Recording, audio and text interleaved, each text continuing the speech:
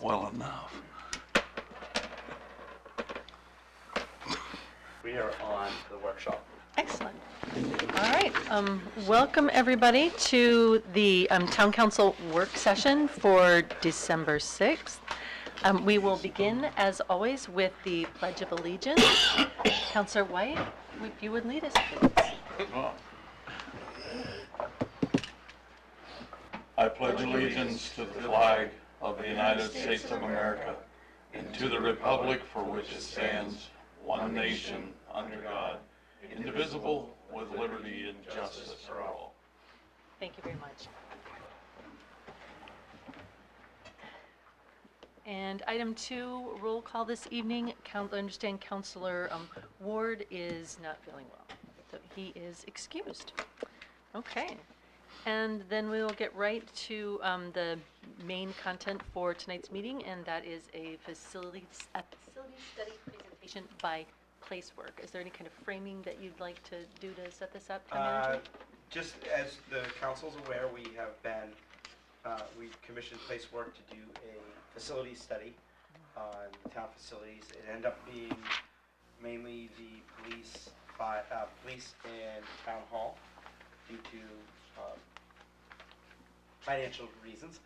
And I'm actually going to ask Josh Cass from Placework to present their findings, and after that it's questions and answers from us and next steps, and we'll go from there. Okay. Josh. You're up. And you have to meet the other mic. So, yeah. Well, first I would just say that we appreciate the opportunity to come in here and present to you all. We've been working with Steve and Lindsay Butler for the majority of 2023. And excited to be here tonight to present our findings to you. So thanks for your time. I'll try to make it fairly brief and high level, but if there are questions, as Steve said, I'm happy to answer them at the end of the short presentation. So. A little bit about us to start. Placework is an architecture and planning firm out of Portsmouth. We're about 8 people now, and we focus primarily on a lot of municipal, higher education, and institutional work in the area. We are a B corporation, a certified B corporation, and so we do tend to prioritize environmental and social outcomes as much as our commercial operations, and so that part of our work is something that's really important to us, and we are excited to show you our work tonight. We were assisted, as I mentioned, we worked with the town representatives, Steve and Lindsay, and most of the department heads in town, if not all. I think we spoke to everybody, and many of their staff as well.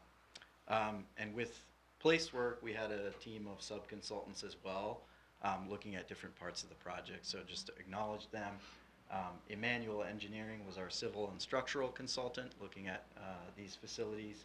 CES Consulting Engineers was looking at building systems, mechanical, electrical, and plumbing. JS Consulting Engineers did building code and life safety consulting for us, and then Jobin Construction Consultants assembled the preliminary budgets and cost estimates for our recommendations. So the project, we were asked to take a look at 9 facilities. In the end, we really took a very detailed look at 3 of the 9 facilities. We looked at the town hall, police department, and the old water treatment facility on Packers Falls Road, in sort of an enhanced level of detail. The other 6 facilities we did look at in more of a cursory nature, just to get eyes on the facilities and flag anything that was a real high-level item that came out of that. The other thing that we did, so that was the facility assessment piece. We're looking at the existing facilities. The other thing we did is speak with every department, as I mentioned, to understand their current and projected space needs. We asked everybody to project as best they could about 15 years into the future. That was the number that we agreed upon that was sort of realistic we thought, for people to be able to conceivably project their space and department needs. And so from those two pieces of the assessment, we made some preliminary findings, and out of that came our series of recommendations, of which Steve mentioned mostly pertain to this building and the police station.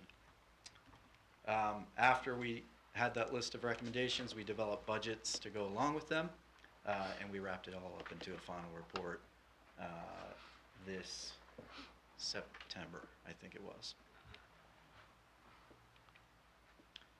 So that was the process. We really started with sitting down with everybody, getting a sense of the goals of the project and the goals of each department, really high-level understanding what everybody was after, and understanding folks' needs.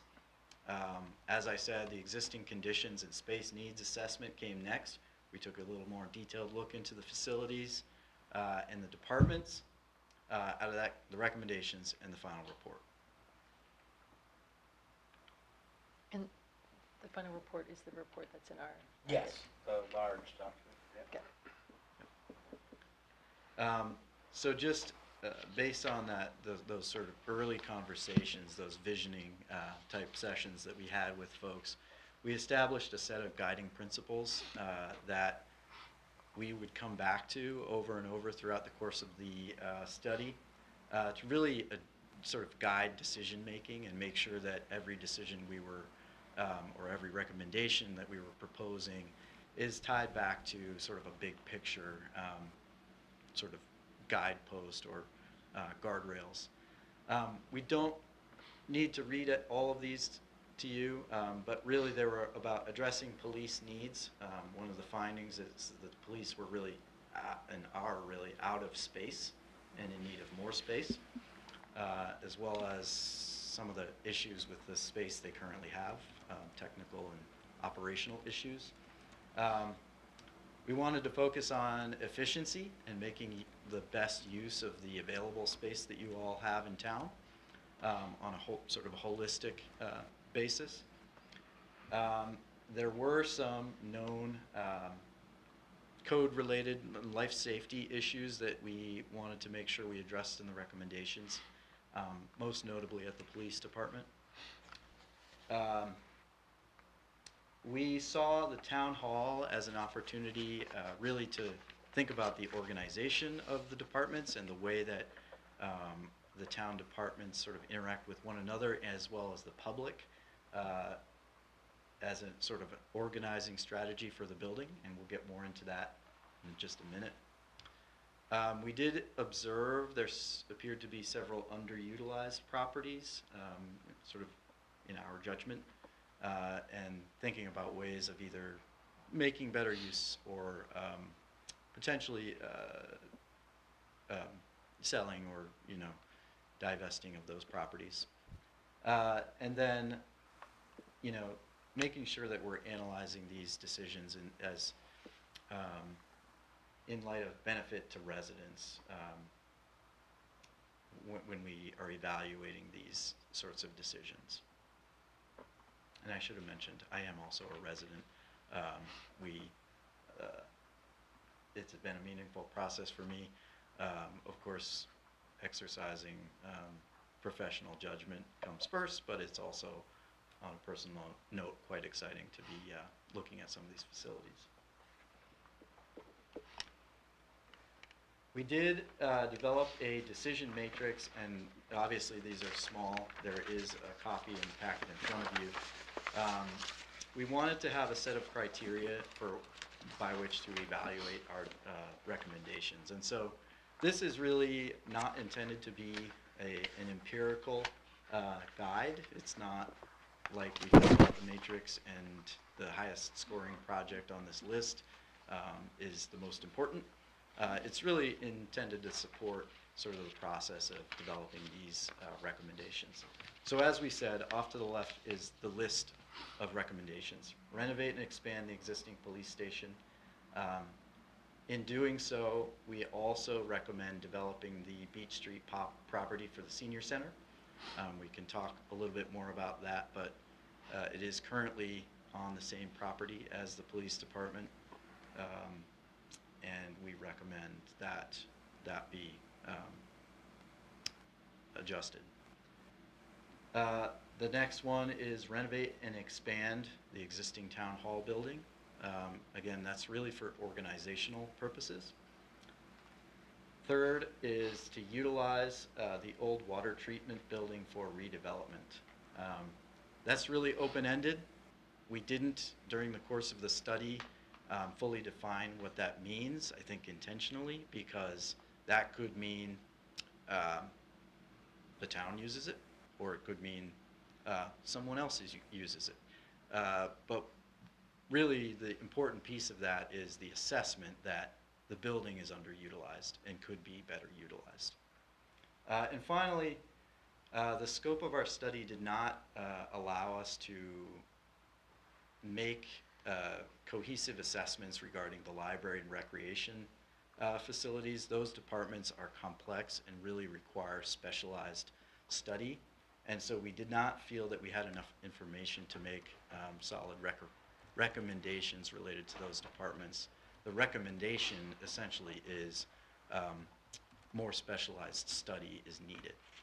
Just for the council, if you remember, the library actually is putting more money in to their accounts this year to conduct their study. But what Josh means is, when you do a recreation study, you also need to look at not only the office space, but the programming space, and what you need for different activities. It's not as cut and dry as, this is what an office looks like versus a rec program. Yeah, and it also has to do with the outdoor facilities, which were not part of our scope, and so we felt that the making a cohesive recommendation for the rec department wasn't possible within what the information that we'd had. So just really quickly, I'll kind of run through the conceptual recommendations that we have in the report. So the police department, as I mentioned, the primary observations here are the police are woefully deficient on space. According to the program needs assessment, they're deficient in space, projected needs for space into the future by about 4,600 square feet, which is roughly the same size as the existing police facility. There are code and life safety issues which exist in the current facility, notably, or most predominantly related to the upper floor of the facility. There's only one way in and out of that floor, which doesn't meet current life safety standards. And then additionally, the police, the operations of the department are challenged by the space configuration, even on sort of the first floor. There's some issues with the way that they're storing evidence, that their interview functions are conducted, and the general security of the building aren't really up to modern police standards. Can I ask a question? Yes. What is a GSF? Excuse me, that's gross square foot. So, What does that mean, gross square feet not counted? yeah, so that diagram is a plan of the upper floor of the facility. If you look at the building from the outside, you can see that the roof comes down. Oh, so that's similar eave to space. gable roof, so it's Right. eave space. Essentially, it makes the building on paper seem bigger than it is because that eave space isn't usable space. So that wasn't counted in the analysis. That's included in that 4,600 square foot deficiency that I noted. However, they are using that space in sort of a unsatisfactory way. They're just using it because it's the only space that's left for them to use. So the recommendation here, we did look at a number of options, a number of approaches for resolving those deficiencies that I talked about. We did talk to the police about potential relocation We talked about annexing the Sunrise Sunset Center for additional space. The solution that everyone felt most comfortable with was to construct an addition to the building, not only to the back of the building, like you would construct a fairly conventional addition, but also upwards, so to claim that additional eave space by flattening out the roof and creating a, capturing the space that's currently in the building but really not usable. The other thing that this did for us, which you might note, is that as this existing site sort of slopes up the hill toward the back of the property, that allowed us, as we added a second floor, or we expanded that second floor and expanded the building back into the site, it really allowed us the opportunity to create a sort of a bi-level entry. So that diagram down in the lower left corner is intended to show that the existing entry to the building, which is right in the front, could be preserved, and that entire first floor in this scheme would be dedicated to police operations. There was a desire from the department to incorporate more community functions into their space, and so having that second entry toward the back of the site, which could be on the upper level due to the topography of the site, allowed us to sort of organize the building by operations on the lower level, community functions, and administrative officer space on the upper level. If everybody remembers from looking at the study, it actually has a pretty large community room, which Yes. would be a meeting space. A lot of police stations are doing that for not only their own events and classes that they may hold for residents, but they allow other groups to go in there, and it's a safe building. So. What was the disadvantage of just converting the rec center, the Sunrise Sunset Center into a building for the police? Yeah, the police could probably speak more eloquently to that, but as I recall, it was essentially they wanted to be under one roof. They didn't want to be going back and forth between two different buildings, even if it was sort of an administrative building. They weren't really interested in that. And the reason you're tearing it down is because you want parking? Yeah, so I was getting to that. Okay. We understand that there's a little bit of a sensitivity about the Sunrise Sunset Center. Ordinarily, as I mentioned, place work is really focused on sustainability, and we don't often recommend the demolition of existing buildings. In this case, we feel that it's the right approach because additional parking will be required, and the existing building itself is it's It's an old garage. yeah, it's a low quality building, if I might. It doesn't meet the needs of the rec department either, or the senior functions, and so our assessment was that it could be removed. However, as part of this project, in our report, we do recommend allocating additional funding to enable the restoration of that function, the senior center, in a different location. Now, Amy Gigande is my neighbor. I know that there's a little sensitivity here, so it's important to note. And no, sorry, we'll get to that. But this is just kind of showing that back side of the police department and that topographic condition that allows that multi-level entry that we talked about. So as far as the senior center goes, we did recommend, for the purposes of our report, a direct relocation to the Beach Street building, which was another facility that we felt in this assessment was somewhat underutilized. So there is fund or budget allocated in the police project to fund a fairly modest renovation of this building and the site around it. to accommodate the senior center. However, I will say another one of our recommendations is a comprehensive recreation study, and that study might determine that there would be a better way to relocate the Sunrise Sunset Center. So that would be something that, as you're considering the police project, I think it's important to also consider that recreation study. And just to put that out there, one of the ideas would actually be including it into the current recreation building and have like a senior section of that building. Oh, yeah. So that also would be under one roof, which makes sense.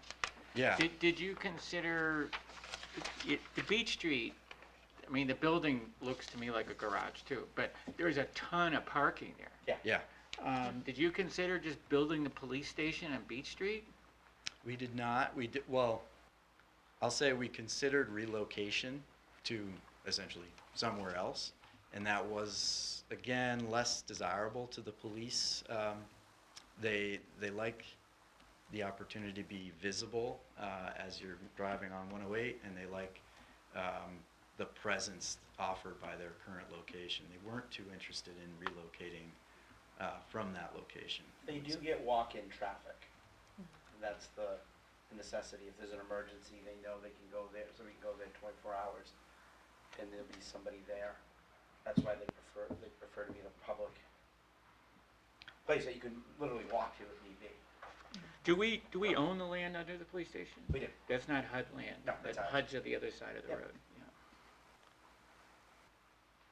I feel like Beach Street is, like, distance-wise to center of town for walk-ins Yeah, is closer than, but it's not on the main, it's Yeah, in. yeah. That's the problem. okay. I would say for that site, our general assessment was there's a ton of potential.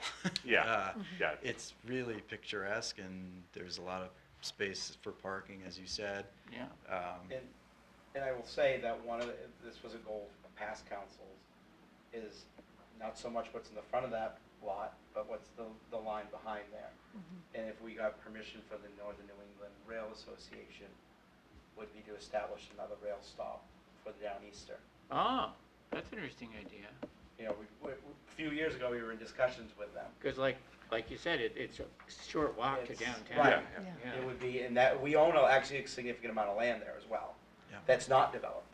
All the way to the river, The excluding the railroad? We own we own basically to the railroad, but we also own on both sides of the cleared lot as well. Why do we own that? So that used to be a senior center.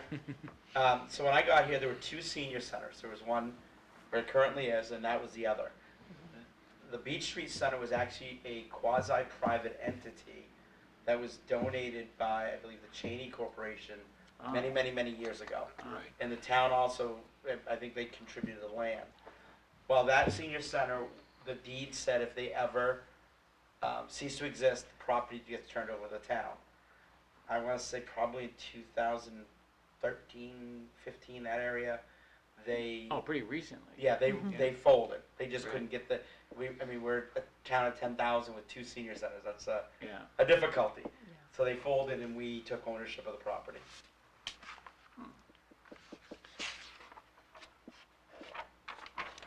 Are we considering solar cells on this flat roof? We probably, yeah. I mean, we're not there yet, but yeah, we would do that. Can I ask a real quick question about the roof? Just given the extent of snowfall that we get and the problems that we've had with some of the other flat roofs, what was our justification for the flat roof in this particular case? Instead of something that would shed snow? Yeah, I would say we get that question all the time. Okay. It's also something we do all the time. It's really totally within the bounds of technical design to design a flat roof in this climate. It just needs to be designed for the proper snow load. Okay. The other thing I would say, which is a little bit more subjective, is that one of our assessments is that this building looks like a house. It's a very residential scale building.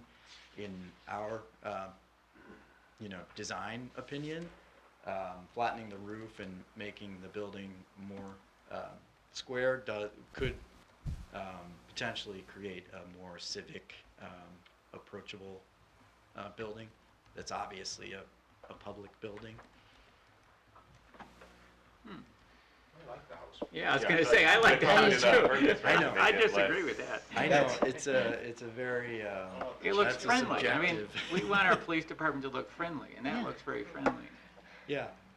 I mean, again, it hasn't been designed, and so. Yeah. These are recommendations. And also Yeah. remember one thing too, is that's not a stone, it's not a cement building, Mhm. it's a wood building. Yeah. And police in a wood building is not always the best. Is it more cost effective to leave, because you said maintain the bottom floor of that structure? Is it more cost effective to leave part of that building or to just, Yeah, so the renovation that we suggest leaves most of the bottom half of the building. It does pretty significantly alter the interior. I haven't shown you the floor plans, they're in the report. Yeah. For this particular piece, they're somewhat conceptual and just illustrative of what could be. Of course, a full design would need to be completed, but yes, the intent is that the bottom would remain and we would be altering the top. but is that to save money or is that because to save the structure because people want? I think both, it's to save money and also just to avoid unnecessarily demolishing things that still have a use. Yeah, but I think a point that Justin's making is now the entire police department has to move out of the building for like a year, right? So there is Where if you didn't cut the top floor, they could stay in the building and used to work in the back. So there is a phasing approach defined in our report. It involves the police tight sizing into the existing senior center for a short amount of time. Oh, I see. Phased renovation to this building, but all of that is at least conceptually spelled out in the report and carried in the budget for that phased renovation. It would allow. Just hit not now. How do I do Oh, that? let me do that. Uh, I don't know why it keeps doing it. but- Thank you. It would allow for continuous police operation, in other words.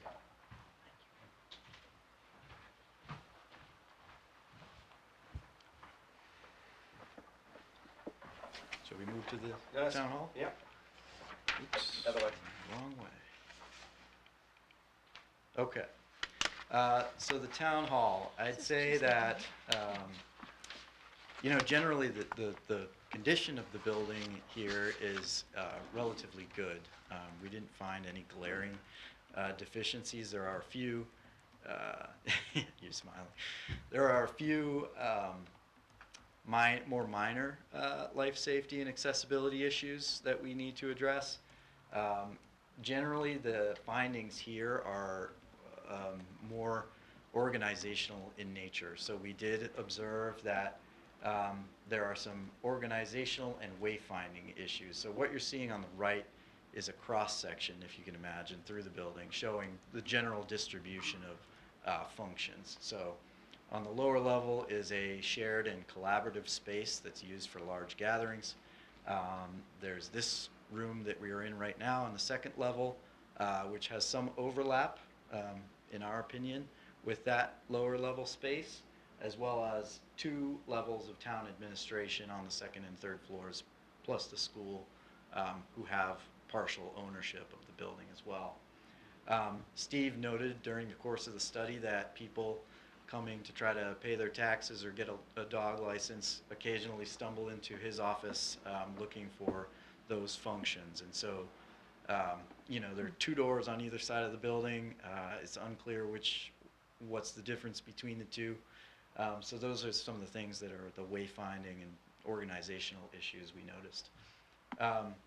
Space efficiency could be improved. That's really in relation to, as I mentioned, this room and this duplication or potential duplication with the meeting room downstairs.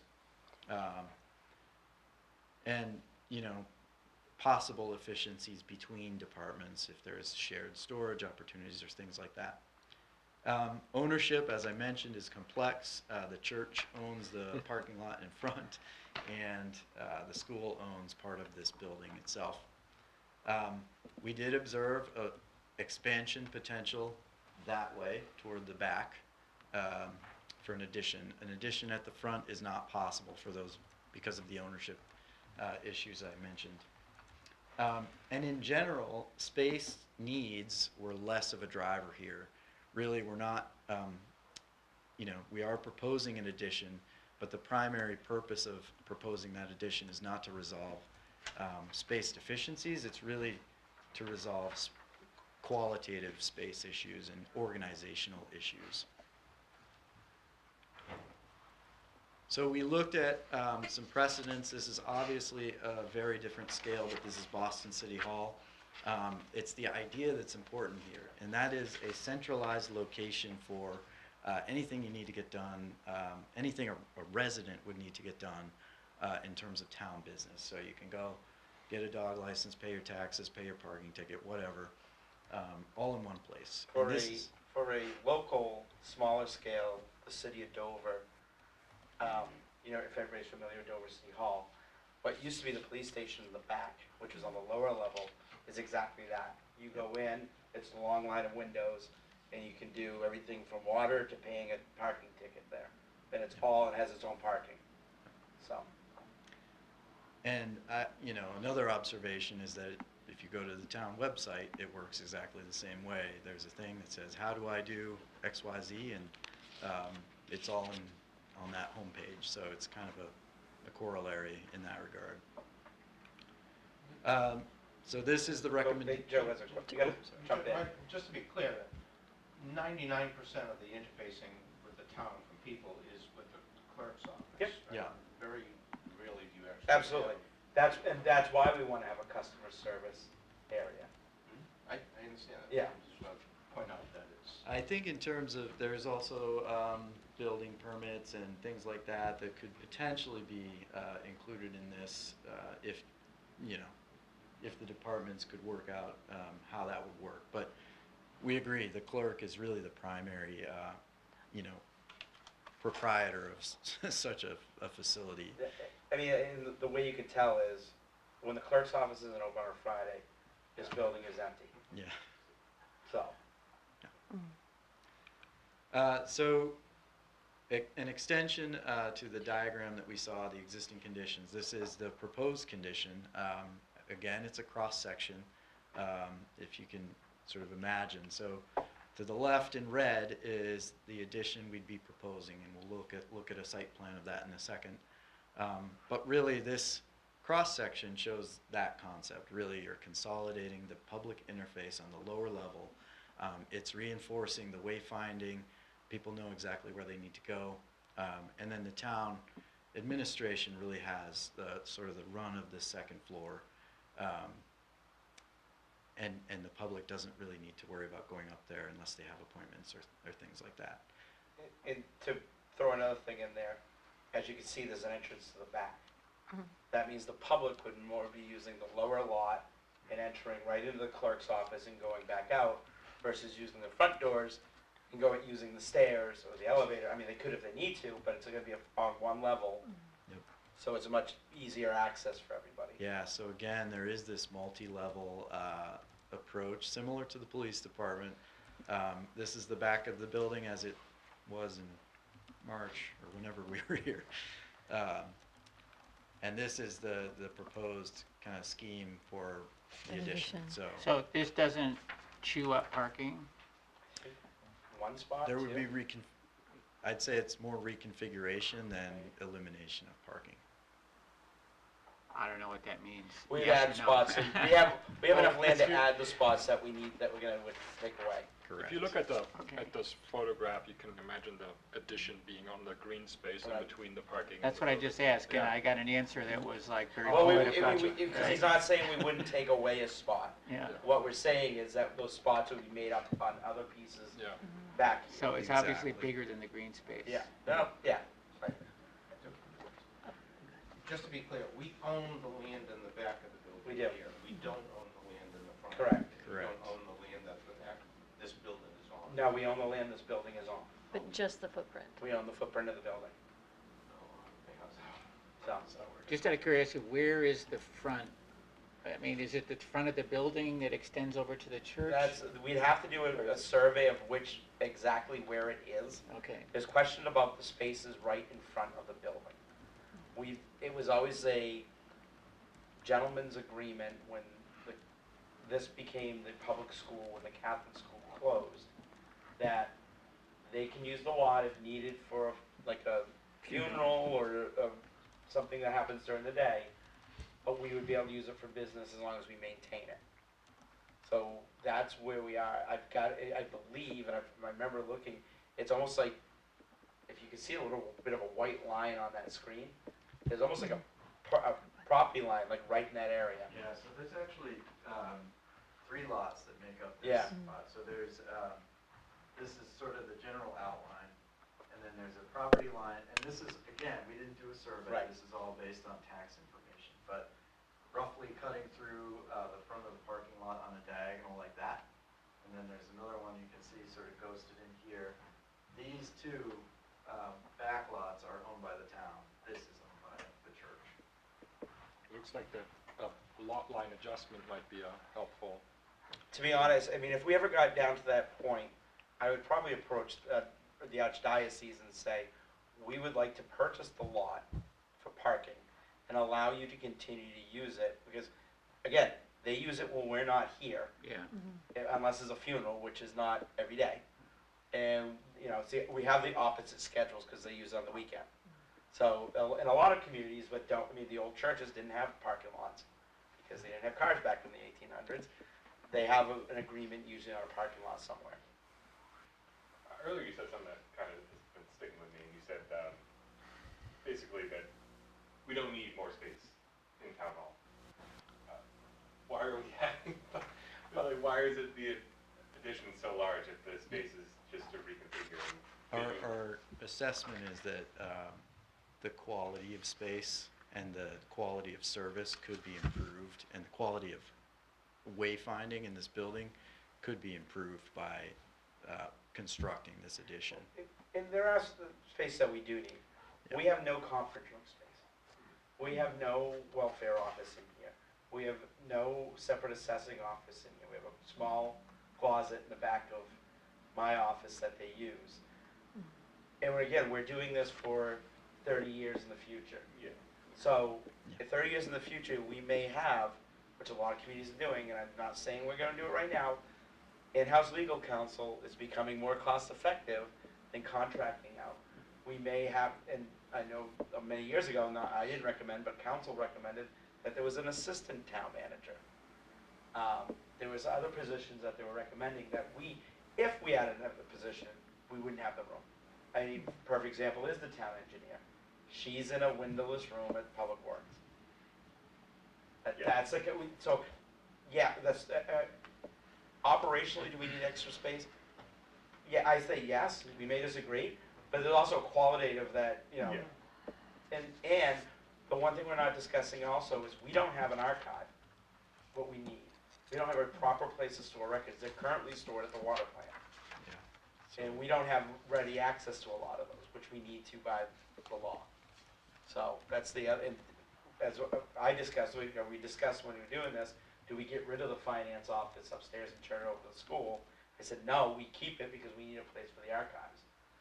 And at least we have a location. Yeah, I think the primary thing we're trying to communicate with that bullet point is we're not facing almost a 50% deficit like the police. Right. It's not that the space isn't able to be used. The space we're proposing is able to be used for town functions. And I think that's, we have included some basic conceptual level plans that kind of show you how that works out with the numbers. They're in the report. The numbers are there, and so I think that, it's sort of a proof of concept for this level of exercise. So the recommendation for the public service point, just to help me visualize, So would all the public services be on the floor where the basement is now, like Yep, that? the auditorium. Floor, the auditorium, So okay, the clerk's office would be down Yep. there. okay, okay, And this would all be non-front facing administrative offices. And we'd move finance from the top floor to this one. The middle one, Mhm. up there, you can see the light green one to Yeah. the bottom, that would be the town manager's office. The purple one above it, which is currently the clerk, Yeah. would be available space that if we needed to, conference rooms, okay, until such time as we need additional offices is available. okay. In the middle, that would be a conference room, which is basically where we are, almost where we are now. The blue square, Yep. which is currently council chambers. Yep, Ish, and then okay. the two green would be the addition. Okay, But also in there, you have a welfare office, a assessing office, and I believe there's two break rooms or bathrooms down at the bottom. Yeah, breaking copy room Yeah. as well. real quick question, just, I've been trying to locate this stuff sort of in the report. Where is it? Are you looking at The- a digital version? Yeah, I was looking just at I was looking for the recommendations, like I found the meeting minutes, I found a whole bunch of photos, I found existing plans, I found a budget. If you use the bookmarks in the PDF, Uh-huh, those should be helpful to you. uh-huh, They generally follow the structure of the table of contents. There should be a recommendations section.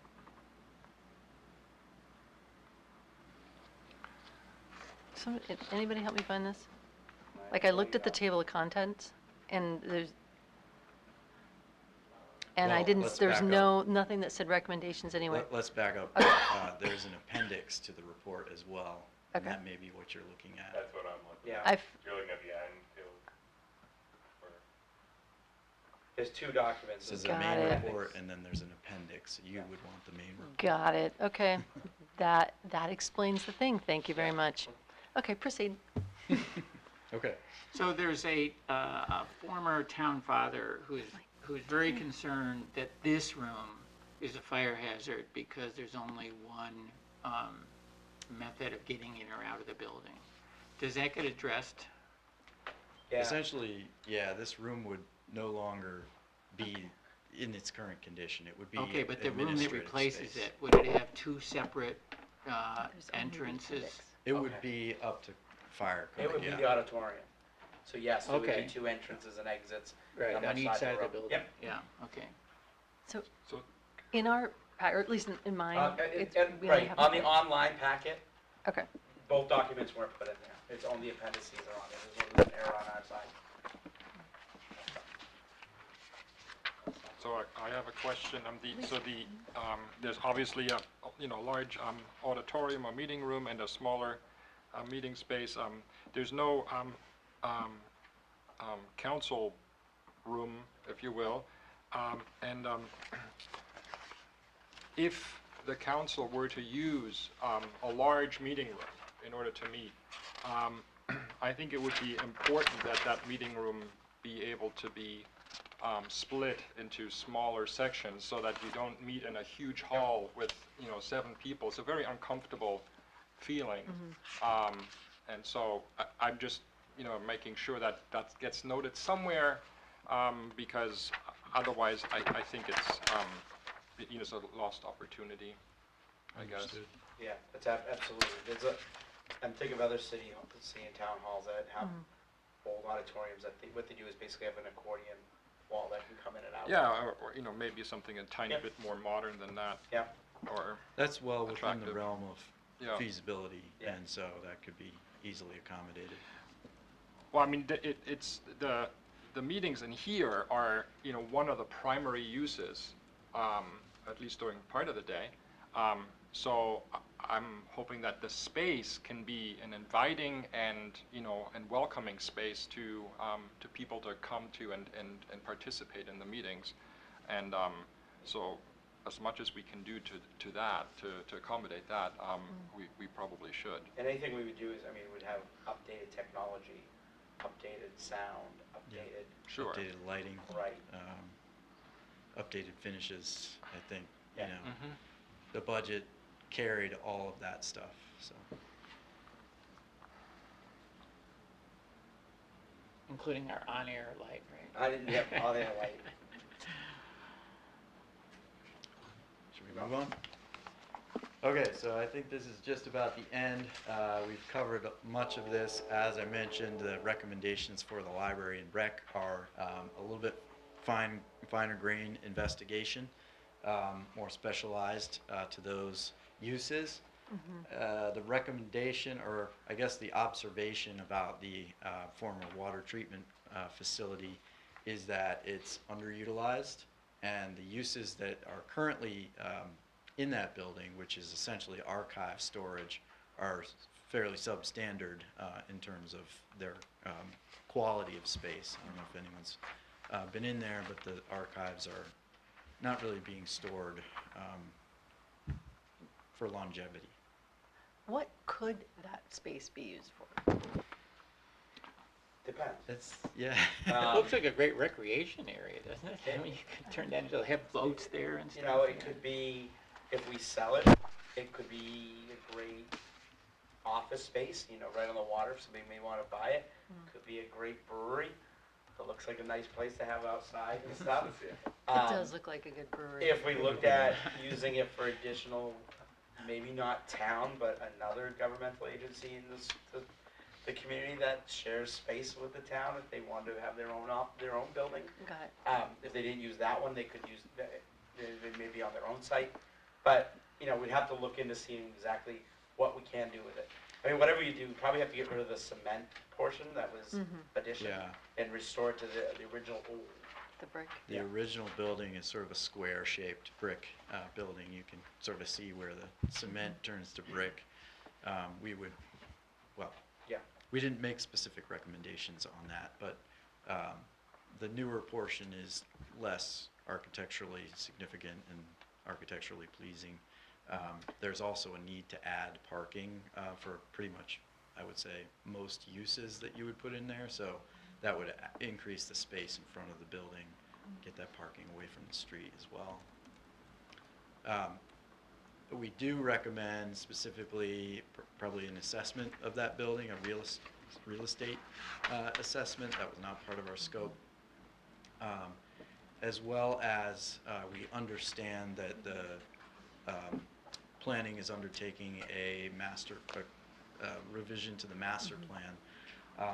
We suggest that might be an opportunity to take a look at this whole district and make sure any proposed use is sort of supporting the planned use of the district and any sort of initiatives in that effort as well.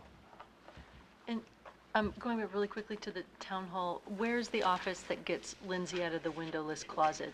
We would look at, one thing we could do is look at that additional spot next to mine. We could put her in there for then. In where it says storage? No. Shared administration. From one closet to another, Lindsay. Until such Okay. time, yeah. But, I mean, we'd also have to look how, and again, when we started this, engineering was a new department. So we weren't sure exactly how it was gonna flow with the rest. It may be beneficial for her to stay where she is versus coming up here. Maybe try to find something better, but yes. Okay. Thanks. And here's a- So everyone's favorite part, there's very specific budget information in the report.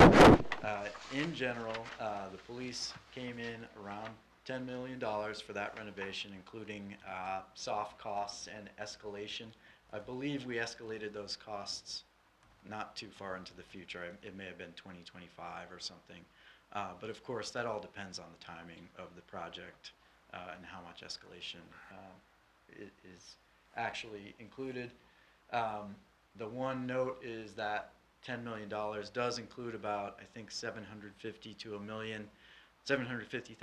million for the relocation of the senior center. Of course, we recommend some further study on that before making any hard decisions. And then moving to the town hall, we were at about $9 million, including direct costs and soft costs. The library and recreation studies, those can really vary by what the study includes, but just walking around number might be 100 to 150,000 each. And then the water treatment is a question mark. We recommend that real estate appraisal to understand what its value might be, and then the town can make some real decisions about it. I think this is the end. What does site work mean? All of the, any reconfigurations of the parking lot, the utilities in this underground, any work that's sort of outside the Okay. building itself. One of this may be beyond sort of your scope, and it might be a question for you, Chief Jordan. One of the things that came up was the need for, which I can't even believe this is a term, honestly, tight sizing of the police department during some of the renovations spaces. And I wondered what kinds of conversations have there been about the potential impact on services or just the well-being of the people who are serving for that time, and sort of how, I know it's tough to speculate, but how long that might be, and yeah, Well, I can how say we're prepping We for haven't that. gotten there yet, Right. so. So we've had some brief discussions Yeah. about this, and Yeah. I've talked to some of my colleagues that have been through this. Okay. There's gonna be some pains when you're moving and things of that nature, but I think the ultimate goal is needed, and I think that we have to understand that we're gonna go through some things. I don't think it's gonna change the services all that much. It may change how we operate during that period of time. Okay. For example, if we bring somebody that we have into custody back to the station now, we might not be able to do that for a period of time. We might have to bring them to a different station, Okay. like in the neighboring town or to the Rockingham County Jail. And we may, have offices that we can't walk, we might have to walk around the building to get to, but I think all of these things are something that the main goal, it's worthy of it. And I'm sure there's gonna be times where, we will pull our hair out, but, I expect that, so, Okay. but I don't think that there was anything that was that crazy. And you answered the question, just what kinds of things are you thinking about? And I knew you probably had started to make some back of the napkin sort of, okay, we're gonna need to plan for this contingency, so, yeah, that's I think perfect. the main thing that we're concerned about mostly is the transition of the dispatch center and how does that work? Mm-hmm. Cause there's just so many electrical components and important things, but it's been done before. We've talked to, some of the groups that are in charge of that, and they're like, yeah, we've done this before. We know how to do this and make it seem seamless, for the portion of making sure we don't lose the services like a 911 call, but I'm sure there's going to be some pains when we're doing things, but I can tell you currently, Thank what you, I'm Chief watching is the town of Northampton Mhm. is currently renovating their police and fire. Okay. They're a combined Oh, right, center. right. They actually moved off-site. Well, actually, I can tell you, well, two of us in the room used to work there, but they had town offices, police, and fire in one building. They built a new town hall. Police and fire, they leased another spot and moved everything over there until such times they're done their renovation, Okay. and then moving back over. Another place just, Portsmouth is going through the process. Portsmouth is working on theirs. Hampton just did theirs. And I think Hampton may have done theirs on the same site. Right. So we have some local agencies that have done that. Okay. And theirs came out, it's beautiful, and it's Yeah, nice. yeah, So, it's good. And I think that there's other people that have done it that will help guide us to make it as easy a transition as possible.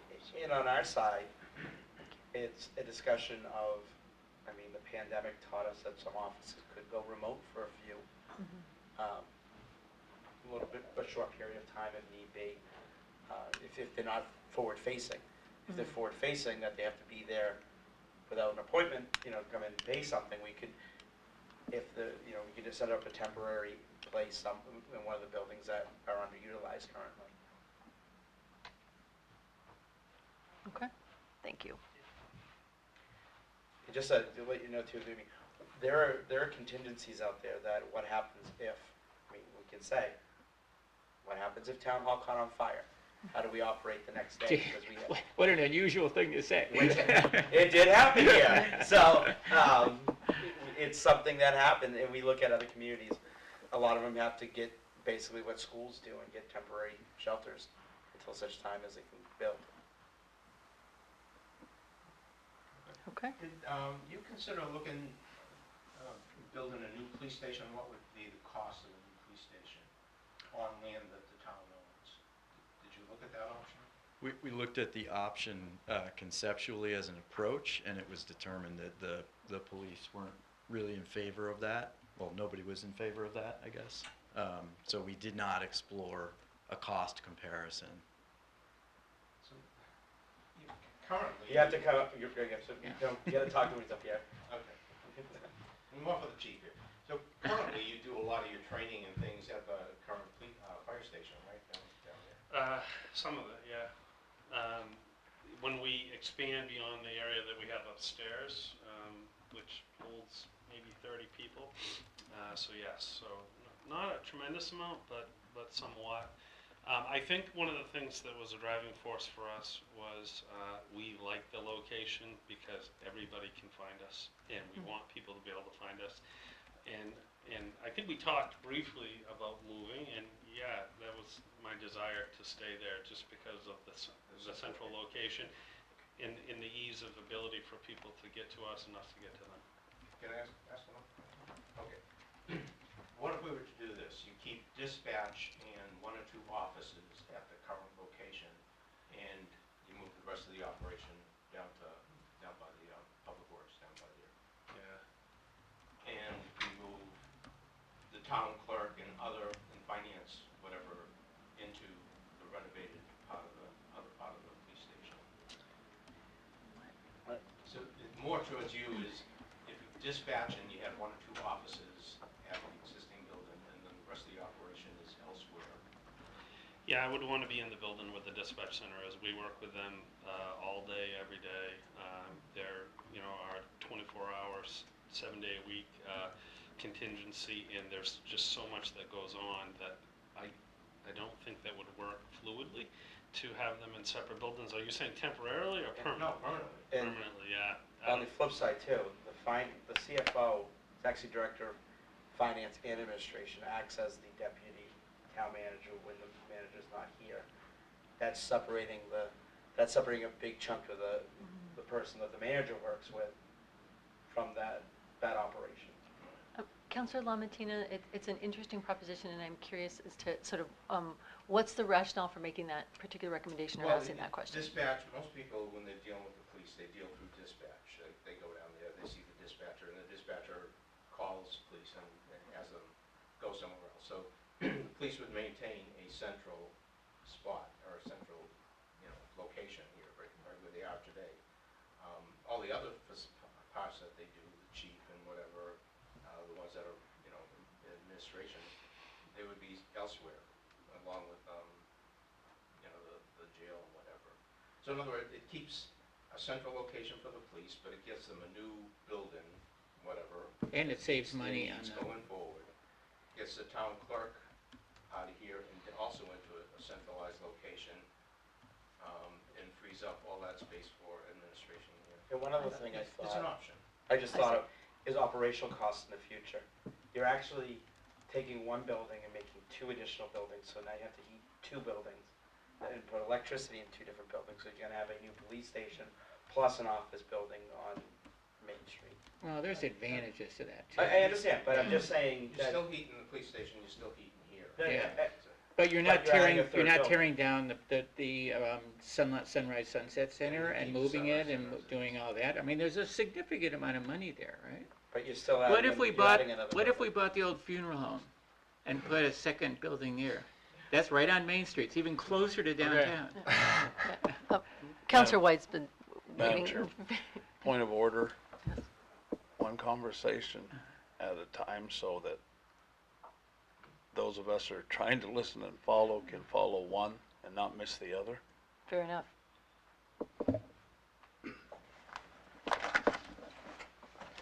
Councilor Lamontina. Yeah, again, I just want to see if there are other options.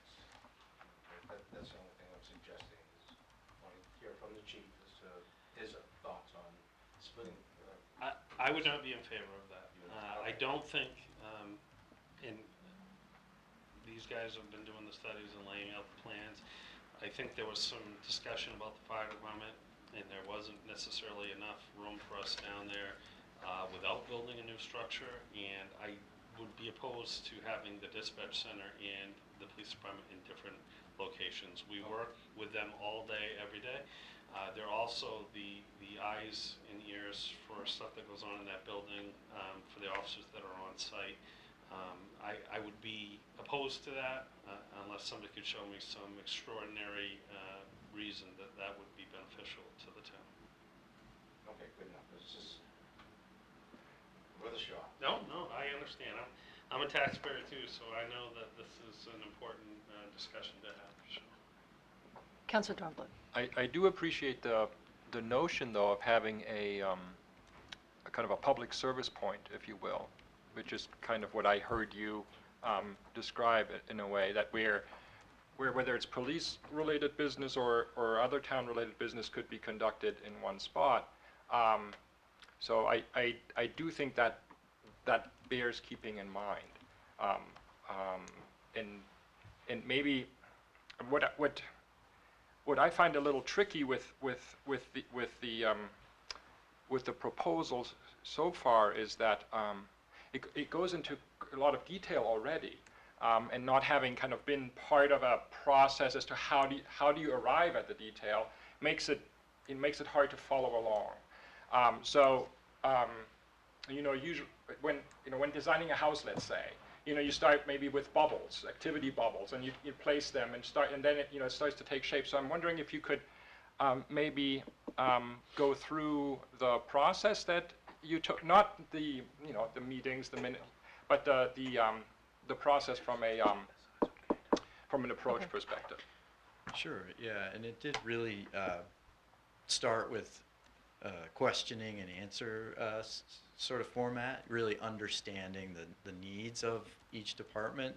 These recommendations are really, the intent is that they're really grounded in solid needs that we ascertain from the town departments. And so I would encourage everyone to read the report. I understand there was maybe some confusion about which electronic file gets attached to your You invitation. should have gotten one earlier. As soon as it came out, you would have received it. It's in an email, yeah. yeah. But the point sent it is, to you again. there is a little bit more of the backstory, the process in that report. But I would assure you it did start with sitting with each group, understanding their needs, understanding what is and isn't working, and then developing the recommendations out of that. And you know what, I just thought of something too, we haven't mentioned.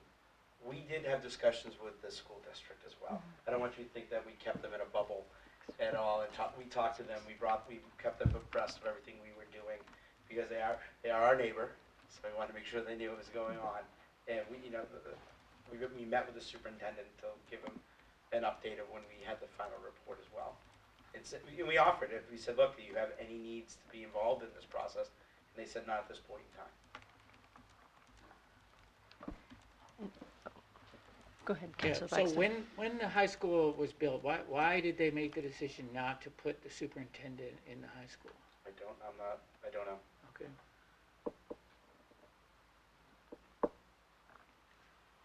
Councillors, and it is 7:03, town manager reinforced. We do have a light agenda, so if there are additional questions, we can still ask them, but just wanted to keep us mindful of the time. Councillor Lamattina. Just what, next steps, what happens next? So, Mike. originally, one of our thoughts was to try to fund the final design, or to get us to final design in the current budget. I didn't have enough wiggle room in the proposed budget with already the increases that we were seeing. So the next step would be probably, we can do some more studies to get us to the next level. We'll also need to get the library study done to see what their needs are going to be, because ultimately we don't want to come in with a $60 million bond to do all the town buildings. We want to be able to phase things in, and because there's two reasons. One, we want to make sure it's palatable to the taxpayers, and we also want to make sure that it doesn't fail a vote. Ultimately, we're gonna have, at this time we have to go to the bond vote. So we're still trying to, my recommendation would be, take some more input. I mean, we could even have another meeting to get into the nitty gritty and say, this is why we're doing, you bring the department heads and say, this is why we recommend, why we say what we're doing. And then go to the next level and say, or appoint a subcommittee, like a building subcommittee that can look at it. I would almost recommend that more than anything, and get a report back. And then figure out the next step. Probably the next step would be, do we want to go for at this current time, probably $20 million bond to do both facilities in one fell swoop? Or would it be beneficial to spread it out and do one building versus the other? That would be a big debate. We have reasons why we would do either or. I've already done the numbers to see, like, if we were to do it this year. I wasn't ready, and but it's something we'd have to discuss. So Because it won't get cheaper. it will over not get time. cheaper. Yeah. And but one thing the council or the public should realize is the town put off, and this is even before my time, a lot of facility improvements, waiting for a decision to be made on the school. We always were waiting to say, once the school, we don't want to go out and, the school needs to have their opportunity to fix their facilities. So the town only did piecemeal. I mean, I believe the fire and the police are the two, besides wastewater, which is a whole another thing. The two newest buildings, and police is 95, and fire and highway is late 90s, early 2000s? 04. 04. Thank you. So we're already talking, most municipal buildings, schools last, I think they usually say 20 to 30 years. Municipal buildings are in the 30 to 50 to 75 years. So the police is already at 30 years. This building, we moved in here, and I believe in 80s. 80s we were in here, because that's when the town hall burned. And there hasn't been a significant upgrade except for when the police department moved out. So, and I can tell you that when we did do some work, when we had to do it, we found things such as, I never get the electrical term correct, knob and tube in here, in the walls. We realized that when we were trying to put a second means of egress here, that there is a huge beam that holds up the ceiling of the auditorium. So there's things that we need to look at here as well. I mean, if this is the building we're gonna, keep. But it's gonna be a long process. It's not a tomorrow, and part of it's gonna fall on me to talk to the public and get out there. The first thing is, I always in February meet with the residents of Moody Point and discuss what the issues are, and they ask me questions. I'm gonna give them a short version of this to see how, to get, basically as a focus group, to see what they say. Then I'll meet with other organizations in town to get, ideas. And then, come back and ultimately say, look, this is what we're gonna recommend. So, trying to get we just wanna get this on the plate to start teeing it up. Okay. Councilor Blackstone. Are there any ARPA-like funds for this kind of stuff? No. This is like the one thing that there's no grants, there's no, maybe police, but town offices, no. Yeah. Nothing out there for us. To what degree have we thought about the design, the exterior design of the buildings to create a, kind of a common thread? You identify municipal buildings. I mean, you don't want to just go by, oh, this is a brick building, must be municipal, but something that brings Newmarket into these buildings. Yeah, that's a great question. I think that's really drives home the point that these are totally conceptual, and there's a ton of design that would need to follow this in order to make these projects reality. So, we on have our side, because Josh may not toot the firm's horn, we've seen their work in other municipalities and the way they've designed buildings, and they do an unbelievable job of doing that, of bringing openness and even taking old buildings and adding new to make it more palatable, and they do a great job at the design. So I'm gonna, from our looking at it, that's one of the things that will look great when we recommend it to the council, was their work, so we can see that. Thank you. And so you're convinced that this building, this old building is, we can bring this up to a, energetically to a standard that, carries us into the future, 40, 50 years, however long the projection there might be, because that's obviously something that we need to weigh when we think about whether this is the building to stay in or whether it might not make more sense to just start fresh elsewhere. And I think part of that would be, if we run into that issue in the future, if you notice when he showed the side view, there's not a third floor. Mm-hmm. So the ultimate discussion would then go to the school district and say, hey, look, can we buy out your share? And then we'd build on that portion and reconfigure the top floor as well.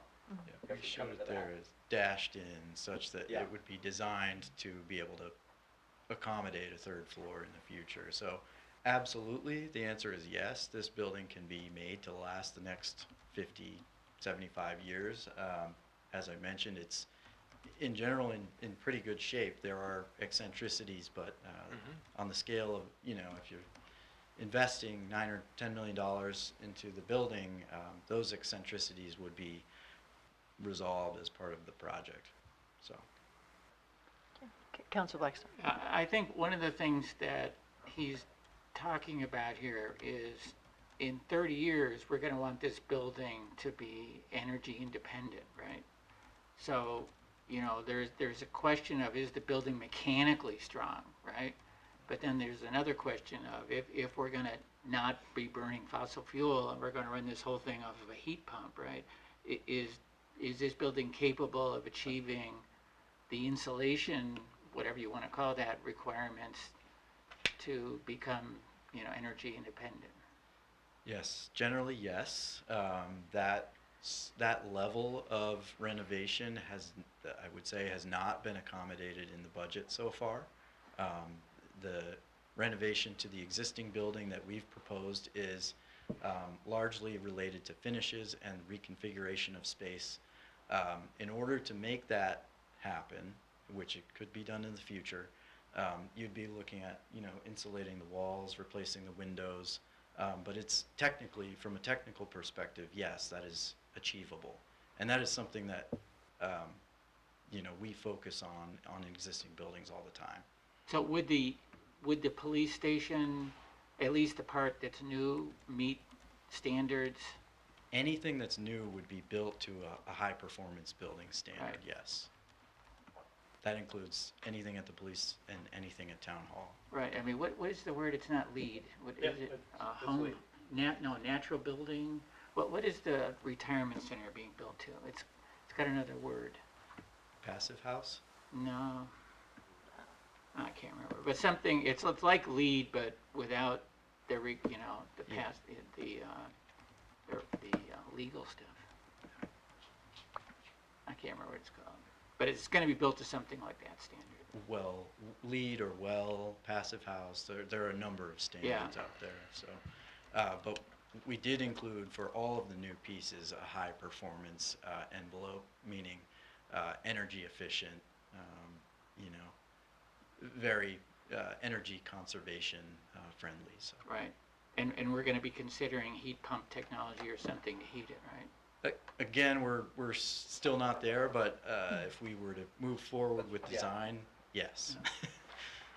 I would be interested, quite frankly, in a comparison between an entirely new building and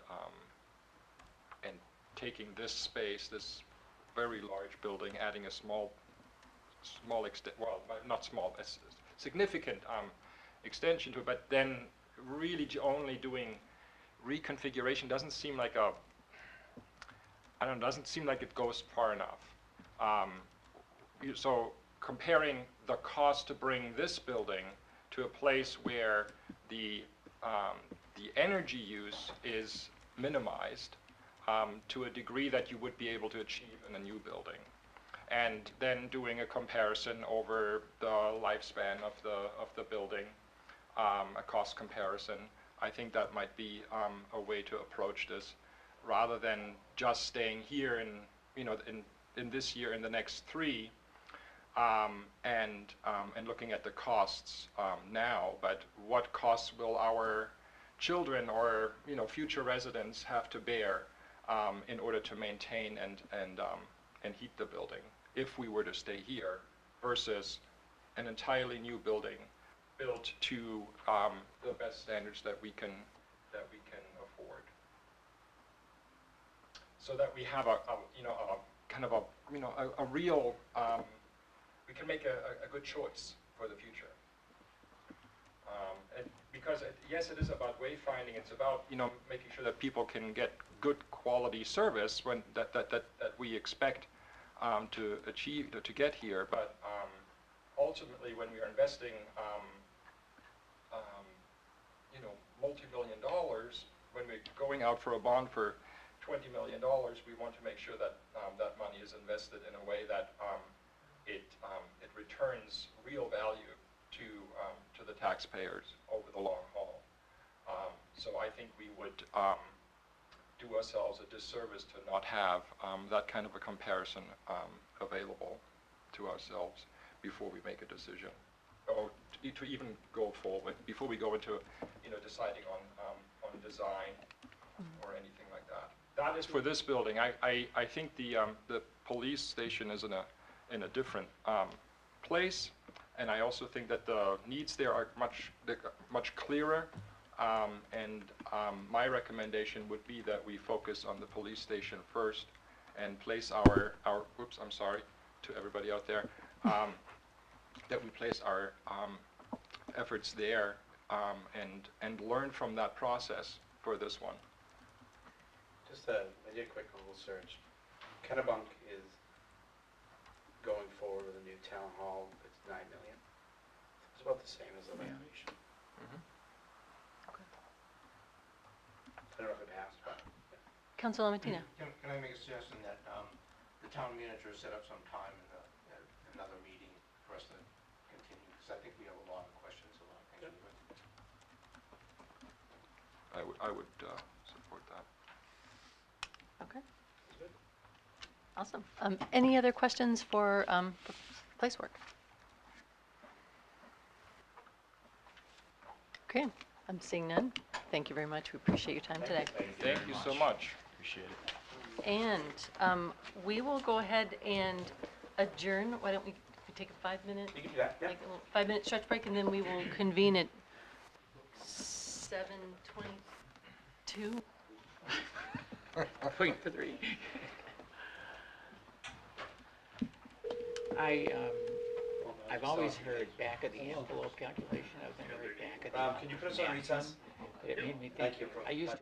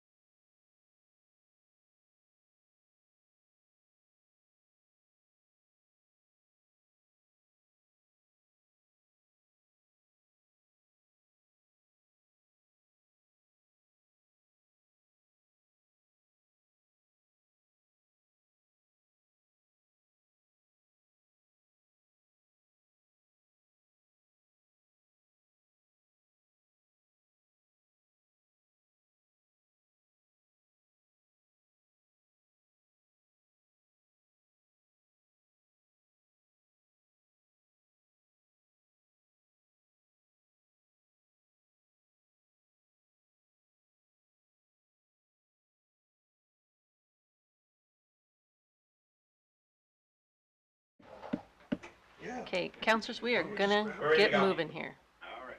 Thank you, we're on. Awesome, You don't need to awesome. do the pledge again. I don't need to do the No, pledge again? you Okay. don't need to do it. Excellent. Welcome, everyone, to the Town Council regular session for December 6th. We are getting a little bit of a late start here. It is 7:22. I will begin. We have already done the Pledge of Allegiance today. Thank you, Councilor White. Roll call for this regular meeting. Councilor Ward is excused. Item 3 on our agenda, we will move right to public forum. Is there anyone from the public who wishes to speak to address the council this evening?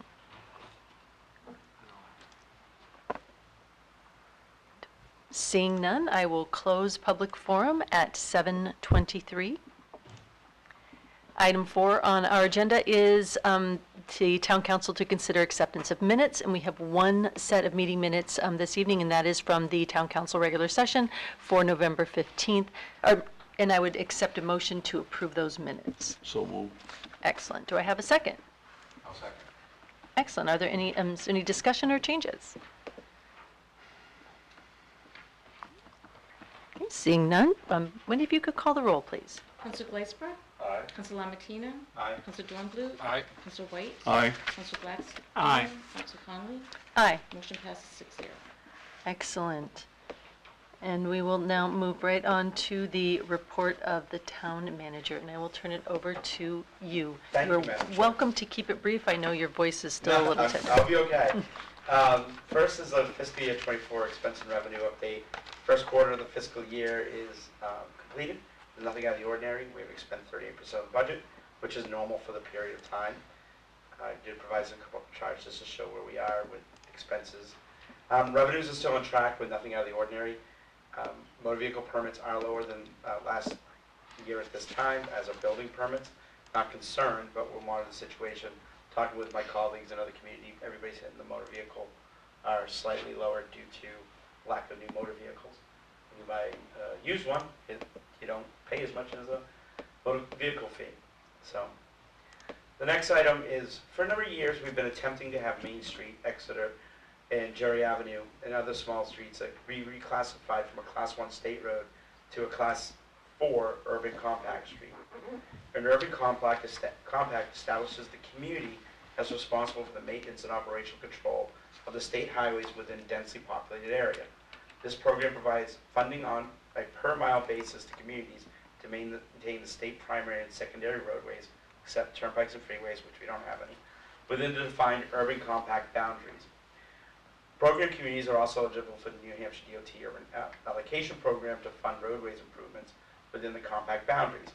This program distributes an allocation of $5 million among 27 urban compact communities, and for improvements on roads classified as collectors or arterials. So, not the main one, but ones that feed into those roads.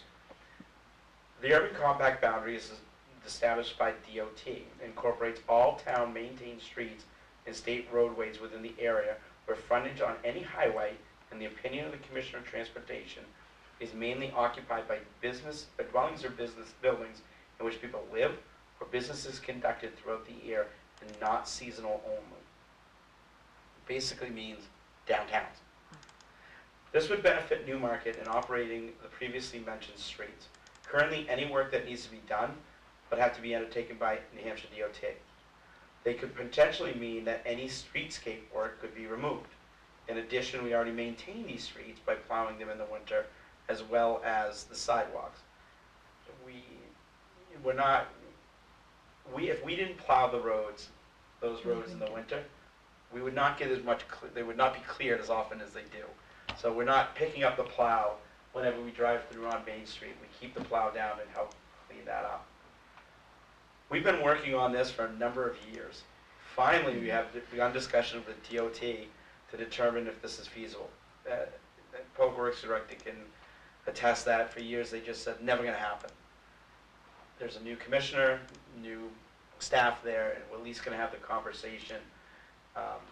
As we mentioned, there's 27 of the communities from the area, Dover, Rochester, Exeter, Sumter, Durham, Portsmouth, and Hampton, as you can see, have downtowns that have designation. For things that we have to do that that we've had to have disagreements, I won't say fights with the state. If we want to close Main Street for a parade, we have to get permission from the state. We got in trouble for putting up message boards on the right-of-way that said voting on this date. If you notice, we put them, so when they said we couldn't do that, I took the signs and we said, well, we're gonna put them on our lawns, and we put them on the library and other areas to get around it. They weren't happy, but we figured a way. This would just give us control of what we already think we have.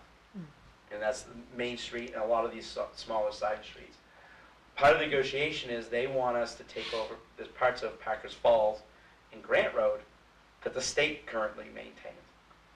And I said, well, we'll, quid pro quo, we'll take Main Street if we want us to take those. So we're gonna start that discussion. I want to thank the Regional Planning Commission.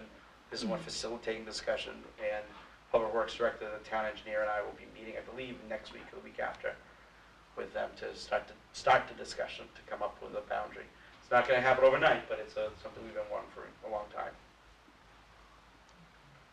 Councilor Lamatina. Just, you say Exeter Road, so is that all of Route 108? No, we would probably stop either in the area of Percy, or we'd have a clear boundary. And you probably notice these, but you don't notice them when you drive down a lot of state roads. All of a sudden, you'll see this little square. Oh, sure. Yeah, they say urban compact. Yeah. So basically, where that starts, that's where the municipality takes over versus the state. So we would not do the whole thing. It would stop So at on one all point. of Route No. 108, basically? No. Yeah. That's what we have to do, is set up a boundary. So, I had a question. What, the other old commissioner said it's not going to happen. Why on earth would there be resistance to this? Like, what is the interest in the state of preventing towns from taking this on? and I wouldn't say there was the commissioner versus, some of the bureaucrats underneath. They believe that if we maintain 108, that we're going to be cutting off a major arterial road. That for some reason they think that the flow of traffic would stop because of us maintaining it if we had an event, which we've proven many times that we can detour things very easily. Okay. And it doesn't happen in other communities. There's other communities that, Hampton shuts down Route 1 at the beach for Seafood Fest and they survive. It's not like it'd be something huge. Like we said, though, our concern is what happens if they come in and repave and all of a sudden all our pavers that we paid for get ripped out. It's their road. We just have an agreement that we would do that. Those are the kind of things that we've put all this investment in it. We just want to make sure we can maintain it in the future. Okay, Oh, that's Rick, helpful, you wanna- thank you. Yeah, the biggest thing for them is, that's the only road that's federal highway through here. That corridor is considered federal, so that there's a lot of funding and stuff like that for them, and I don't know how that would transfer to us, but that's a thing that is, Okay. gives them heartache, whereas the federal funds, it's the only road that comes through us that is considered that, so. Okay, so there's potential money involved. For them. Yeah. Got it. Could I ask Okay, you a question? thank you. There's Councilor a- Blackstone. this is a federal Hang on, designation? Councilor 108. Dornbluth? Yeah, 108 is, and that's why there's the issue with the message boards. Verbiage has to be per their, they don't always agree with our verbiage. And make sure let's one at a time and be Sorry. recognized so to sorry. support our wonderful person, Wendy, who's helping us keep minutes. Thank you. So I'm just Councilor curious, Blackstone. I don't know what it's called, South Main Street, where we had that break on the corner there where Alan Chafee lived. You dug it up and then the state came in and fixed it, did the final thing, right? It was like cooperative. And, it was, the only cooperative was the camera work. That, way that agreement from 1958 is written, we are responsible for all of the infrastructure in the ground, which includes the drainage. They're only responsible for paving. So it was all on us. They did Right. help us a little bit. I thought they gave us the piping. They did give us some pipe, Okay. and it was the wrong size. Of course, So we did keep it, but we didn't use it on that project. yeah. Okay, I was just wondering how that related to this, because it looked to me like we were the lead on that, and that we dug the hole first and everything before the state got there, right? Councilor Dornbluth, thank you. Just one more on the area. I got a little confused with Packers Falls and Grant Road there. Yep. Is the thought that the state would are they interested in having us take on Packers Falls as well? If we're gonna do the urban compact, that would extend all the way from Main Street up to Packers Falls, including all the side streets? So, currently, we've already agreed to take South Main Street Yeah, from, and that would be one of the edges we took from basically in front of this building to Grant Road. So we maintain that, we've already had that agreement. They want us to take the two side ones of Packers Falls and Grant Road. It's not even that first section, it's out there. It's a couple miles. Yeah, Oh, that they still maintain, and negotiation wise, why would we, unless we get the other portion? And the whole thing with those roads, just to clarify, so we do all the winter maintenance all the time on those already, currently. They do no winter maintenance. They only do summer maintenance, which is basically roadside mowing, paving, cleaning up some ditches and signs. We would take all of that over if we took it over. But we already do a lot on those roads. It's not like, the biggest thing's the winter maintenance. And to show a difficulty, another difficulty that we had, and this is, when the school wanted a crosswalk with the push buttons, yeah. we installed one. If you remember, shortly after, we had to rip it out and put a different one in, because it wasn't to the state's desire. It was not standards, but what they wanted. Even though it made sense for what Newmarket wanted, we had to go in, remove it, and put a new one in, because the state didn't agree. So under an urban compact agreement, we would would be have able to more do it. control over the Exactly. streetscape and the Yep. technology that's used? Yep. Yeah. But Parking, I remember that being an issue on Main Street Yeah. too The, before. the only thing they really do on those roads right now is pave them, Yeah. essentially. every yeah. so often. And if a street sign gets damaged, but Yeah. you're not really replacing street signs that frequently, And how would we make out financially? Like you said, there's DOT money that goes to urban compact per mile to go to assist with the maintenance of that. Basically, it's covering the basics, and anything above that we would do, which we do anyways. We would take Right. over striping the center lines and stop bars and paving it, essentially, if we take them over. That's what everything else we're already responsible for, under their agreement from 1958. Okay. It's very, Cleans things there's up. only 19 towns that are under that agreement, and Yeah. we're one of the 19, and it's, when you're bored sometime, you should read it. Become even more bored. Yeah. well, if you're an insomniac. Okay. Although 58 was a good. The next item, section Administrative. 4.12 of the town charter states that the town shall have departments, divisions, boards, or committees as may establish by the charter, as the council may establish by ordinance. It's the duty of the manager to draft and submit to the council within 9 months of assuming office an ordinance consistent with the charter titled Administrative Code, which provides for the division of administrative services of the towns and the departments or agencies and defined functions. I gave you a link.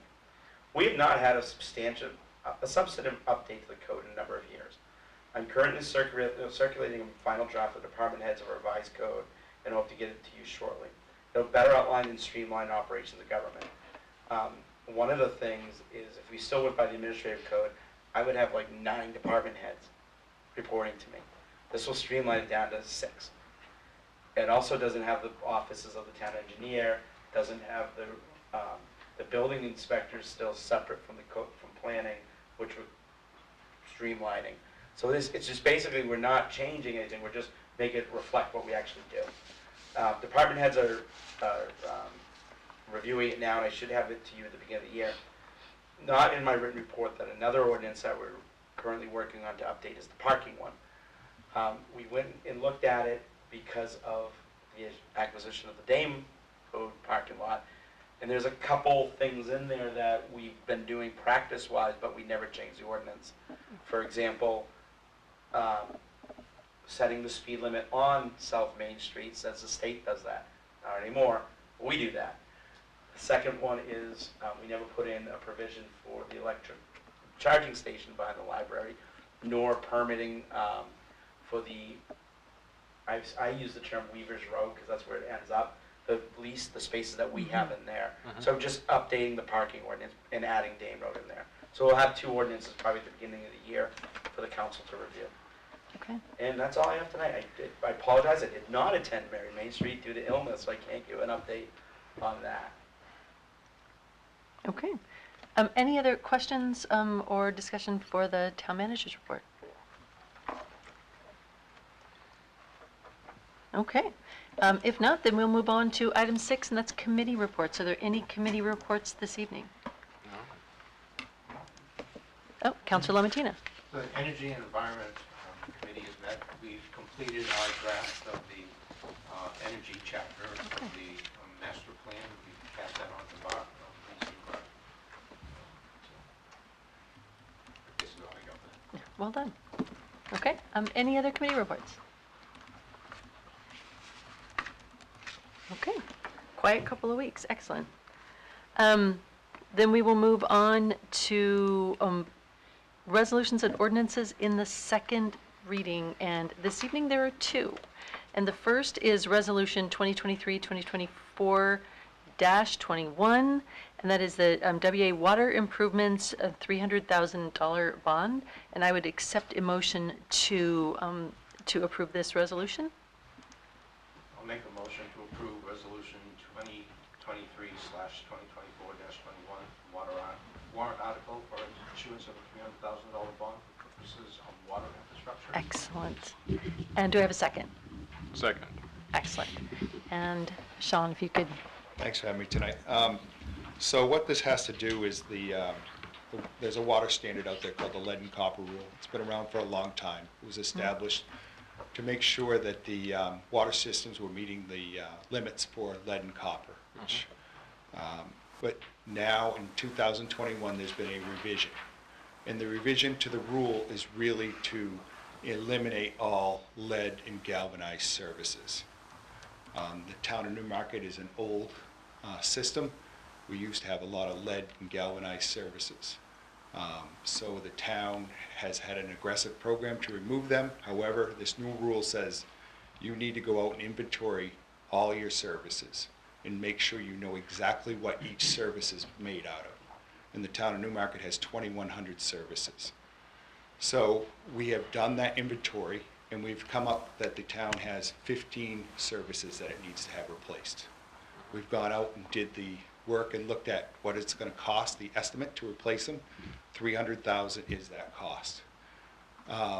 As part of this program, the town of Newmarket is eligible for the $300,000 loan with 70% loan forgiveness. So by doing this, if we actually pass this, which is something we're going to have to do, and you can hear it on the news now if you listen, EPA says you're going to have to remove all your lead services. Our goal is to start next July immediately and have these done before October. If we can get these done before October, we get to avert a lot of costs of doing sampling, additional sampling programs, replacement programs, public notice, public education. So it's a good thing for the town to take advantage of this money to get these services out and to avert some costs. Okay. Any questions for Sean? No, not Okay. really. Okay. Any discussion on the resolution? Any comments by councilors?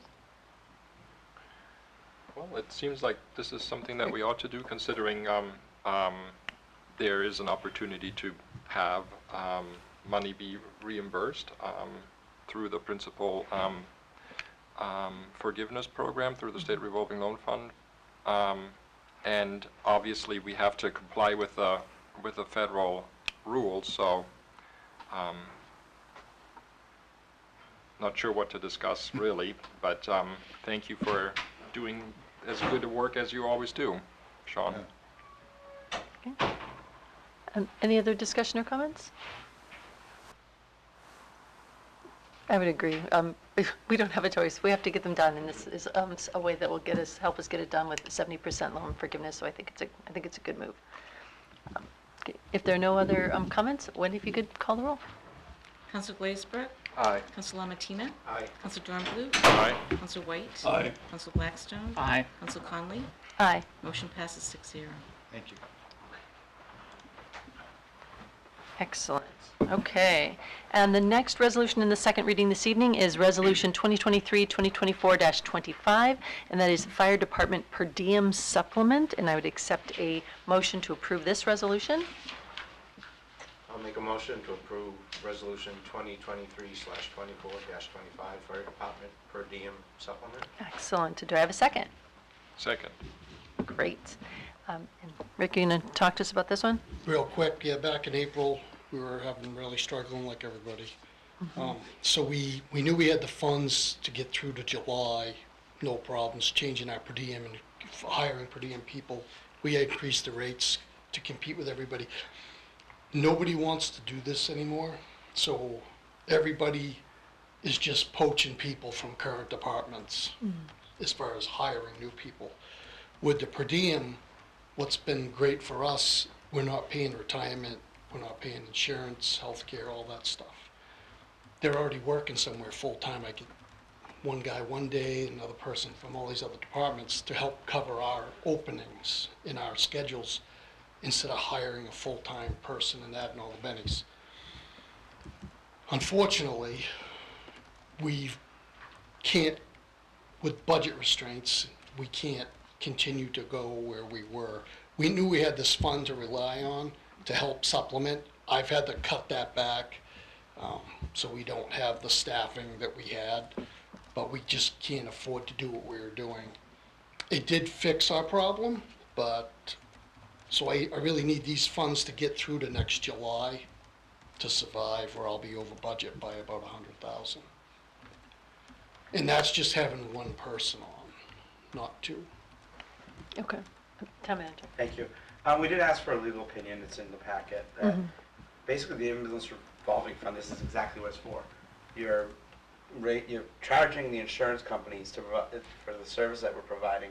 We're using those revenues to offset the staffing, which is a normal business practice. So if not, those monies would go back to that trust fund and sit there until we had a lease purchase or a situation like that. Okay. There's still enough money, and we're still replenishing it, because as long as the ambulance rolls, which we'll get more money if we have somebody covering, we'll get more revenue in, Okay. so. It's a real struggle for the fire service right now, just nobody wants to do it anymore. You know, you just don't even want to go mutual aid because someone's trying to poach your guy. It's bad. That is true. Yeah, the fire will go to another call, and the other department will try to take them and work with them. And when you do interview They someone, do. we're not actually interviewing them, they're interviewing us, like, what am I getting? You know, but we have a nice facility now, the upstairs is finished, that's a plus for us, because not everybody has that, but it's just a real struggle, it's a problem that everybody is facing. Any other questions for, I have a quick sorry. question. Council Blackstone? I was just curious, my daughter is a travel nurse, and the big feature of travel nursing is they pay you like $10 an hour, and then you get like a supplement, you know, that nets you to like $100 an hour. But the supplement is tax-free, so you're only paying tax on like the $10 part. Do we have something like that, or is it? We don't have the ability. No. But what we do is, so we pay them a couple more bucks an hour than they're making over in Manchester Fire, Yeah. but we're not paying the bennies in the retirement. You add those. Yeah, up, I understand. You know what I mean? You Yeah, take that's a guy much making cheaper, 60, yeah. it's really 120. You add that. So we're better off doing that, and that's what everybody's doing now. It's just, And one of the things in the fire service, if you work full-time in a department, you work 24 on, 24 off, 24 on, to get the next and then you get 5 off. 5 days off. So what they do is, okay, I'm gonna work at Portsmouth, I've got 5 days off, I'm gonna supplement my income, come work for us for X amount an They'll hour. do a 24 for me, Yeah. and they'll go to And they'll- Barrington and do a 24, and Right, and then they'll they'll still take a have couple days their off. own time off.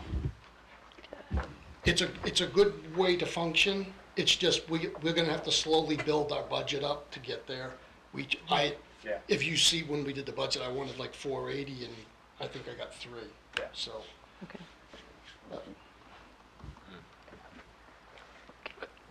Councilor Lamatina. And I know I should know this, but I don't. just to be clear, the ambulance department or whatever is the fire department group, right? It's all the same. It's all under group. the same, It's Fire same and line rescue. item Yeah. budget. yeah, yeah. So if you're taking something out of the ambulance fund to pay the fire, it's all the same department, same Correct. group. The percentage of calls for the fire and rescue that are actually fire calls is what now? Yeah, we don't burn anything down anymore. Everything's medical. It's, yeah. You know what I mean? There's no more fires. That's why, yeah, most departments, it's no longer, There's- Yeah, there's, it's very rare, but we probably 72% medical, and when you look at my monthly reports, you'll see that pie chart, you'll see the medical, I think it's usually high 60s, low 70s. The rest of the stuff is false alarms, fire, MVA, but it's not like 30 years ago. You were, a couple times a month, you were burning something down, We're trying to save it, I should say. yeah. Thank you for clarifying that. Any other questions? Councilor Dornbluth? Are you, I mean, is there a conversation about it sounds like this is a kind of a precarious place that the service is in, not just here, but this is a general kind of, is there a conversation that chiefs Yeah. are having about this? Yeah, they really feel it's because they messed with the retirement system so bad that no one wants to do this anymore because you have to do more years, they give you less. That's kind of, they're trying to tweak that to try to make it, And that would be an argument between management and yeah. the fire service. He's not going to agree with that. But that's what happened, and ever since that happened, we've kind of seen this dwindle. We're seeing it not only in fire service, you're seeing that for employees in all public service. You're seeing it in police, you're seeing it in public works, you're seeing it Yeah, in environmental services. When the economy is good, people prefer to work in the private sector because public works, we're having a hard time because people want cash on hand. They don't want to contribute to the retirement funds. And we can't, we have to, by state law, we have to. So they think it's a quick buck working in the private sector. When the economy goes down, we'll see them back coming to us because they need. It's stable. Right. So it's just, but I haven't seen it this bad in a long time. It's great. Yeah, Like, and it's literally, everybody. when you interview someone now, you're not interviewing them, they're interviewing you. Yeah. It's crazy. Like, who would have ever thought? It's that crazy. In the fire service, when I started, there was 300 people applying for one position. And if you didn't score a 98 or higher on the test, you weren't even getting an interview. And now it's like, I'll send you to go get your EMT and give you a year to get it. Like, that's unheard of. They're actually saying the next position to see this drought is mine. Because the retirements of town managers and city managers across the profession is huge. And it's those in it can write their, and you're seeing people, nobody's coming to fill it in, so. But at the end of the day, we really need this to survive the next July. Kind of, so. Okay. Any other questions or discussion? Okay. Thank you, Rick. All right, Wendy, if you could call the roll, please. Council Glazebrook? Aye. Council Lamatina? Aye. Council Dornbluth? Aye. Council White? Aye. Council Blackstone? Aye. Council Conley? Aye. Motion passes 6-0. Okay. That concludes our resolutions and ordinances in the second reading, and now we're moving on to item 9 on our agenda, resolutions and ordinance in the first reading. Item number 1, or item A, is resolution 2023-2024-16, and that is the agreement to provide dispatch services to the town of Newfields. Whereas the town of Newmarket has agreed to provide dispatch services for the town of Newfields, New Hampshire, and whereas the town of Newfields and Newmarket have agreed to a 3-year agreement in the amount of $32,961.26 for the first year and increased by the Boston CPIU for the year beginning 2025. Now therefore be it resolved by the Newmarket Town Council that the town of Newmarket enters into a 3-year agreement expiring December 2026 for dispatch services and authorizes the town manager to sign the agreement, sponsored by Chair Conley by request, first reading December 6, 2023. The second resolution this evening is Resolution 2023-2024-26, Moody Point Stormwater Management Project.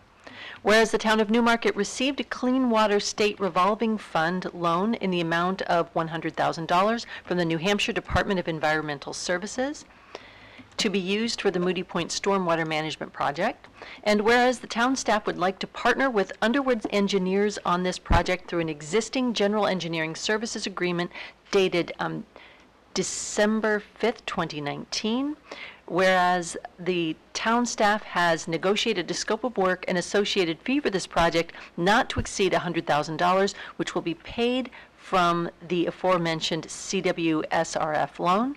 Now therefore be it resolved by the Newmarket Town Council that the Newmarket Town Council authorizes the Moody Point Stormwater Management Project and further authorizes the town manager to execute any documents necessary to complete the project. Sponsored by Chair Conley by request, first reading December 6th, 2023. And our final resolution in the first reading this evening is Resolution 2023-2024-27, Ash Swamp Road Bridge, Rehab Final Design and Bidding. Hooray. Whereas the town of Newmarket received a one-time bridge payment in the amount of $144,170.86 from the NHDOT in accordance with Senate Bill SB 401 to be used for maintenance, construction, and reconstruction of municipally owned bridges. And whereas the Ash Swamp Road Bridge over the Piscassic River, NHDOT Bridge number 096065, was evaluated earlier this year, and it was determined that the bridge deck should be rehabilitated for public safety. And whereas town staff would like to continue partnering with Wright Pierce on this project through an existing general engineering services agreement dated December 5th, 2019, and whereas the town staff has negotiated a scope of work and associated fee for final design and bidding of this rehab project not to exceed $56,745, which will be paid for from the aforementioned NHDOT one-time bridge payment. Now therefore be it resolved by the Newmarket Town Council that the Newmarket Town Council authorizes the Ash Swamp Road Bridge rehab final design and bidding, and further authorizes the town manager to execute any documents necessary to complete the work. Got through that one by the skin of my teeth. Sponsored by Chair Conley by request, first reading December 6, 2023. Whew. And item 10 on the agenda is new business and correspondence. The first item is there any correspondence to the town council? There is none. There is none. Okay. Are there, next item is closing comments by town councilors. Do any councilors have closing comments they would like to bring to the table this evening? Okay. Quiet group this evening. Our next meeting is December 20th, 2023. And then if there are no objections, I will consider us adjourned.